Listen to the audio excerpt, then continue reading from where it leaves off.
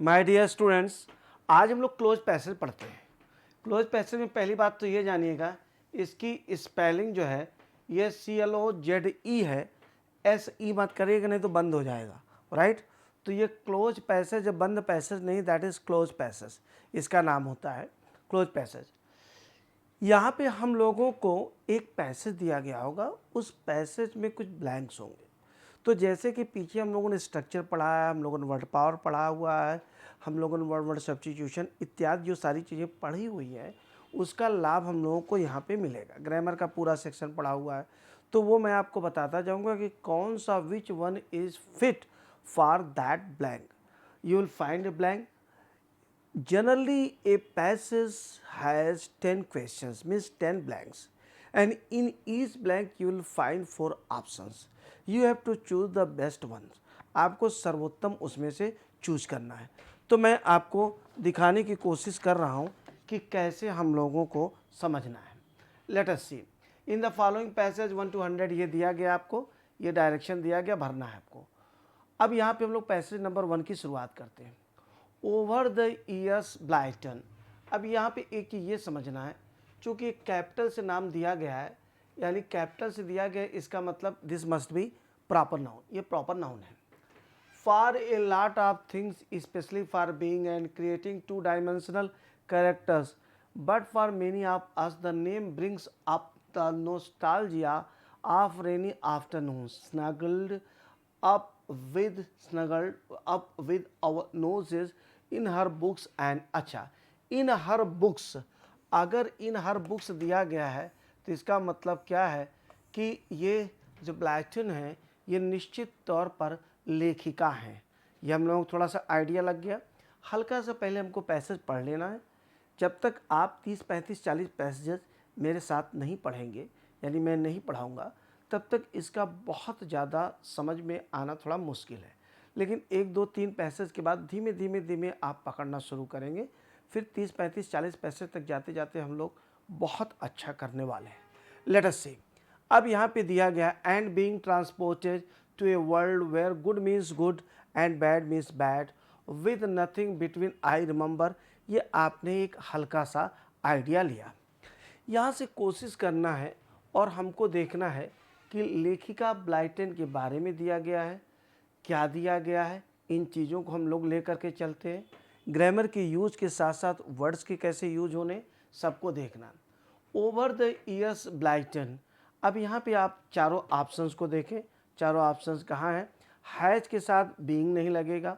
दूसरी बात, पहले में भी दिया गया हैज़ बीइंग क्रिटिसाइज, ये संभव नहीं, ये हो नहीं सकता है। दूसरे में हैज़ बीइंग क्रिटिसाइजिंग, ये भी नहीं हो सकता है, हैज़ के साथ बीइंग का प्रयोग नहीं होगा। तीसरे में हैड के साथ भी बीइंग का प्रयोग नहीं होता, सीधा सीधा है हैज़ बीन क्रिटिसाइज्ड। तो ये हमारा ऑप्शन यहाँ पे बी सही हुआ। Over the years Blyton has been criticized for a lot of things. कई वर्षों से ब्लाइटन को कई चीज़ों के लिए क्रिटिसाइज, उनकी आलोचना हुई है, specially for being and creating.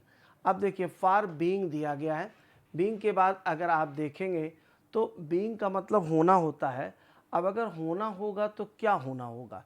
तो जाहिर सी बात है रेसिज्म, ये भाववाचक संज्ञा है, रेसिज्म वो हो नहीं सकती हैं, रेशियलिज्म वो हो नहीं सकती हैं, रेस का मतलब दौड़ होता है, वो हो नहीं सकती हैं, रेसिस्ट होता है, रेसिस्ट क्या है? यानी बीइंग के बाद अगर आप किसी की बात कर रहे हैं होना के लिए, तो या तो वो नाउन होगा या फिर वो एडजेक्टिव होगा। तो यहाँ पे जो शब्द आ जाएगा वह क्या है? वो भी कॉमन नाउन, इस तरह से प्रयोग किया जाएगा। रेसिस्ट, रेसिस्ट के रूप में उनकी आलोचना की गई है कि वो रेसिस्ट मतलब नस्लवादी नस्ल भेद करने वाली हैं। आगे आप क्वेश्चन नंबर 3 को देखिएगा। फिर ये क्वेश्चन नंबर 3 क्या कहता है?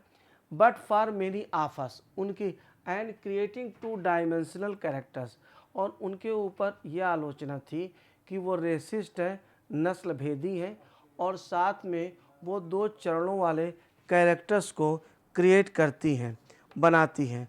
आगे आप देखिएगा नेक्स्ट क्या बोलता है। नेक्स्ट ये बोलता है कि बट आगे फॉर मेनी ऑफ अस, हम में से कई के लिए, the name brings up the nostalgia, यह नाम हमको उठाता है। नोस्टाल्जिया का मतलब क्या होता है कि the pain of returning, home sickness आप जिसे कहते हैं। अलगॉस का मतलब पेन होता है, नॉस्टास का मतलब होता है रिटर्न होता है। तो रिटर्न मतलब वापस लौटने का पेन, पुरानी यादों को जो हम याद करते हैं और उस पुरानी बातों को, और उसकी जो मेमोरी हमारे लिए एक मतलब क्या ना भावनात्मक चीज़ उत्पन्न करती, दैट इज़ कॉल्ड नॉस्टैल्जिया।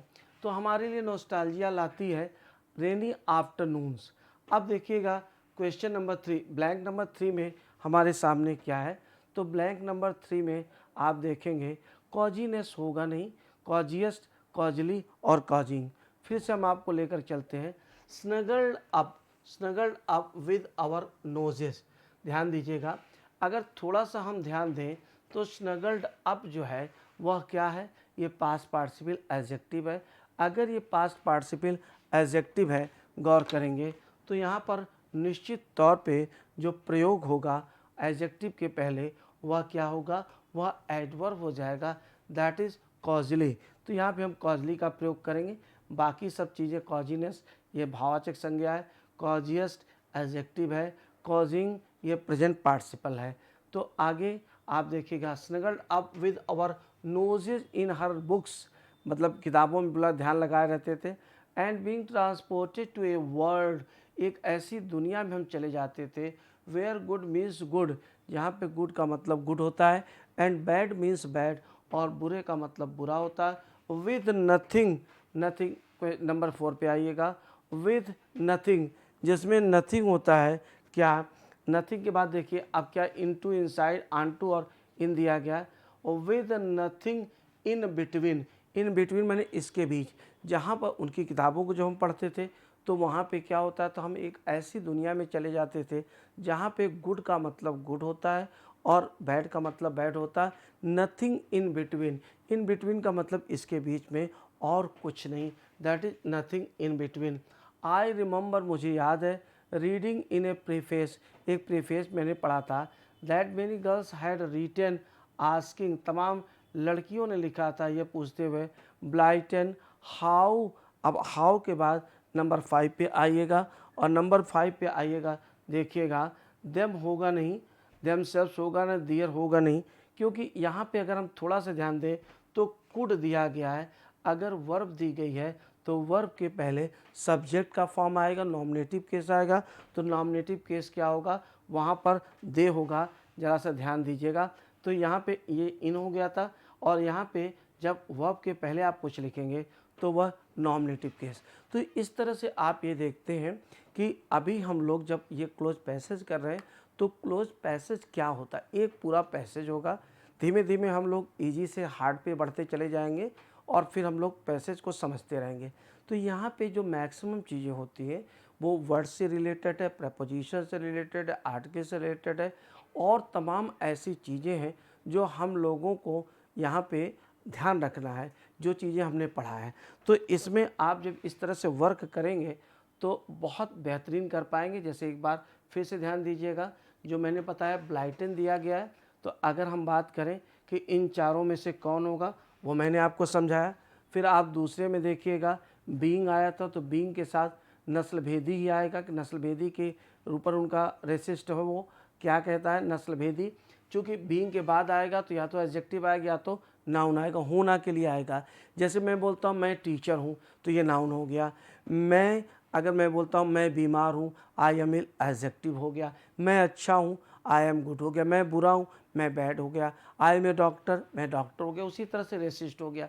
अब चूँकि थर्ड में जो दिया गया था वो क्या स्नगल्ड अप दिया गया था, तो वह एक एडजेक्टिव है, पास्ट पार्टिसिपल एडजेक्टिव। अगर आपने पीछे का मेरा लेक्चर सब कायदे से समझा होगा तो इसको समझने में बहुत आसानी होगी। उसके पहले एडवर्ब का प्रयोग होगा। इन बिटवीन, गुड का मतलब गुड, बैड का मतलब बैड होगा। नथिंग इन बिटवीन, इसके बीच में और कुछ नहीं होगा। तो इन बिटवीन दिया गया है, इसके बीच में, तो इन बिटवीन हो जाएगा, इन लगाएंगे। और चूंकि वर्ब के पहले लिखना था इसलिए वहाँ पे हमको किसका प्रयोग करना था, दे का प्रयोग करना था। उम्मीद है समझ में आ रहा होगा और आप अच्छा कर पाएंगे क्लोज पैसेज को। Thank you very much.